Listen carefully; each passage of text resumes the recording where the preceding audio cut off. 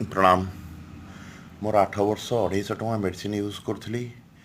BP पाई, sugar पाई, gas पाई, cholesterol भी मझे थिला।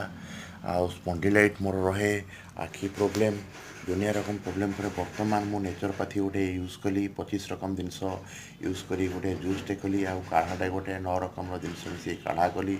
बेल, थालकुड़ी, ब्राह्मी, तुलसी, गिलोई, अन्य शुंठी, गोलमर्च अन्य मिसिक 25 रकम गोटे जूस हुए। काढ़ा सेमती तुलसी, गिलोई, आप शुंठी, गोलमर्च, पिपली, अदा, लेंबू अन्य जिनस मिसिक 10 रकम भितर मिसिक हुए। जहाँद्वारा कि मो बर्तमान सुस्थ, मु निरोग जीवन यापन करुँच। अनुरोध करुँच मो फोन नंबर कंटाक्ट करूँ। यहाँ गोटे राजयोग विद्या जहाँकि निजक मनीष को सुस्थ कर दीर्घायु कर अकाल मृत्यु रक्षा कर यार प्रचार प्रसार हो मोर उद्देश्य।